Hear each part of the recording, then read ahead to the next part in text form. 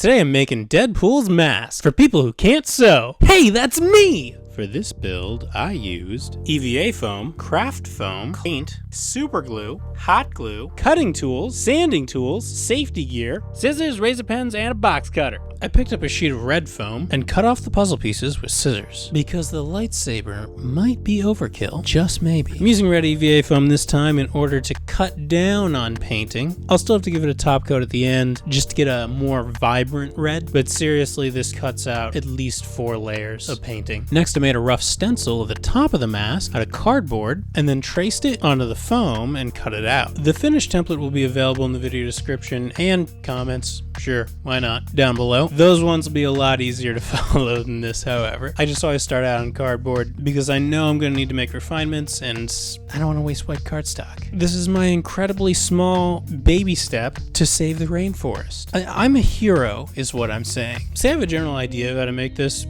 just from all the foam helmets I've built, but I've never actually done a fully encapsulated balaclava before. Be a very different build. So I'm going to start by basing this off of the smallest helmet dome pattern that I have and extrapolate from there. Normally these would be 2 separate pieces, but I don't want a visible seam in the front and center, so I left it connected just above the nose. It is okay to have seams on this one because it is supposed to be sewn. I just want them to match the ones on the movie mask as close as possible. Then I traced that. Oh, you know, I should have used red Sharpie here because darker Sharpies will be visible through the final paint layer, but I'm gonna cut a little inside the lines anyway, so I guess it doesn't really matter. I mean, what's the worst that could happen, right? Huh, Sharpie has nukes. Who knew?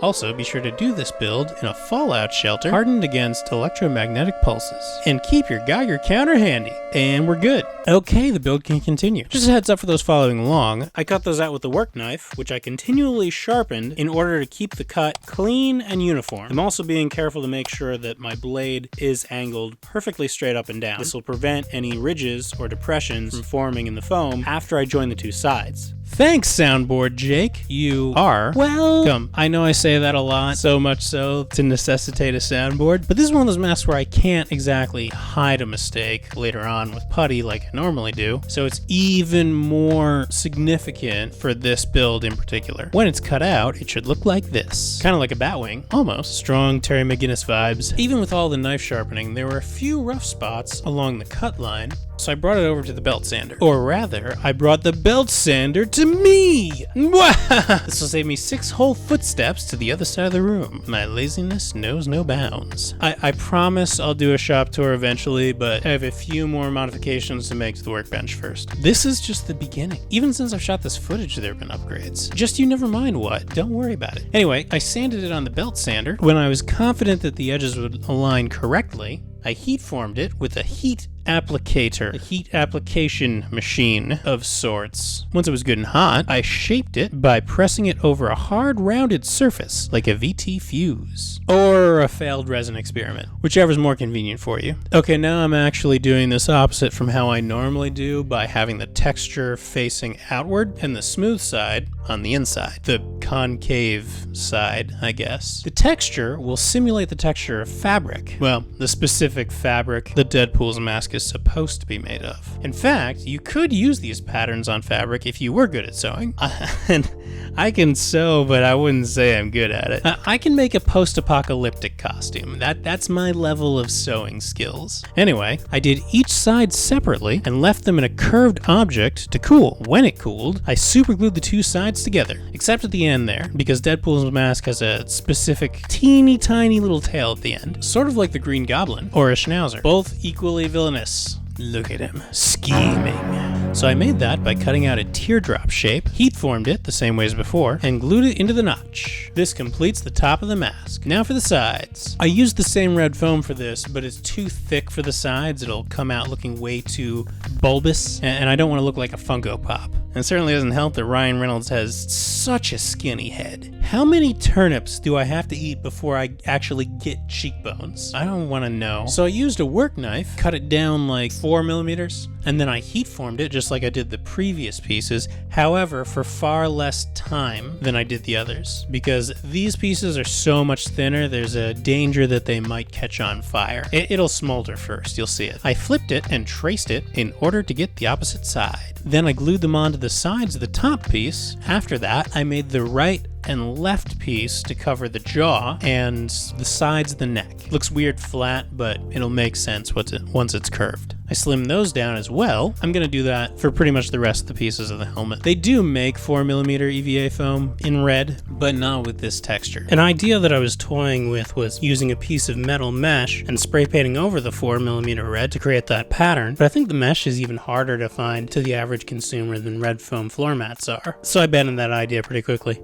So, got a lot of slicing ahead of me. Hashtag maker problems. I super glued those in, then I got to work on the panel for the front of the mask. Same as before, I had to slim it down. I first glued the seams on the panel itself together to give it its three-dimensionality, sort of like a little boat. This is just easier than doing it one by one once it's glued to the rest of the mask, especially since that bridge of the nose attachment point is so small. So, once it was done, then I glued it to the rest of the mask. And now it's starting to look like an actual mask, kind of like a Spider-Man mask, but there's still a bunch of blank spaces to fill. So I made a small piece to go under the chin, glued that in, then I made a piece for the Adam's apple. For the back though, I have to do a lot of guesswork. I know it has to be curved, so at first I just recreated the top panels, except I didn't leave them connected this time. Everything in the center seam is just extra material that's going to be slimmed down so that it'll fit me specifically. I went through all the same steps as the previous panels, then I glued them in and trimmed them down. I extrapolated the shape of the final piece and made that too. I glued it in and then added a seam so that I could actually wear it. Foam is flexible, but if the opening isn't wide enough for the widest point of my head, then it'll rip regardless of the seam. Wow, very Spider-Man. Now for the eyes. I made those out of 4mm black craft foam. Now getting this shape can be kind of intimidating, but I was actually able to make them using just a few templates. It's a unique combination of curves and angles. I used a white marker to trace those templates so to be more visible on camera. It consists of an outer half faceplate and an inner inset eye socket. In order to get the template angle, I turned it over and drew a line on the back. Then I cut a very small trench exactly 2 millimeters deep into the foam along the line and in the corner of the eye. The tear duct corner, the center, the one closest to the bridge of the nose. Then I heat formed it very lightly so that the trenches that I cut wouldn't rip. Once it cooled, I put glue in the cutout trenches and folded them closed until the glue set. Now it'll hold on to that angled shape. Then I placed the eye socket piece on the interior. After that, I placed a 4mm strip around the edge of the eyepiece. This will mimic the stitching of the cloth mask as well as allow the eyepiece to better fit in the hole in the mask. So in addition to not being able to sew, one reason why I'm building out of foam is that I'm always thinking of practical effect shots. EVA foam is a little bit more sturdy, it's a little bit more rigid than cloth. It'll hold its shape, whether somebody's wearing it or not. Deadpool tends to get horrific head injuries in all of his movies and still recover due to his healing factor. Now, if I wanted to recreate that, this way I can film it without putting the actor in any kind of harm. Once the eyepieces were finished, I did a test fitting to make sure that they were the right size. They seem to be okay, so I'm going to move on to the painting phase. Although if there were any discrepancy, you could just add shims. I did here and there, and I can't see them. They blend really well. Before gluing the eyes, I'm going to paint the mask parts separately, just for convenience. I took the mask outside and painted it red. You never want to spray paint inside because it hangs in the air and precipitates down, staining the floor and costing you your security deposit. Or so I've heard. Kidding. I'm a kidder. I kid. That's not why I lost the security deposit. What? It was on fire when I moved in. While the spray paint dried, I painted the eyepieces gloss black with latex acrylic. I had to do several coats before I could get a glossy finish. For all the layers that I had to do on the eyepieces, they still dried much faster than the red mask. Just saying. Because it's 1,000 degrees this week, that's Celsius, or as I like to call them, heathen units, Fahrenheit forever! And Canada has nukes. When did that happen? Everybody's got nukes now.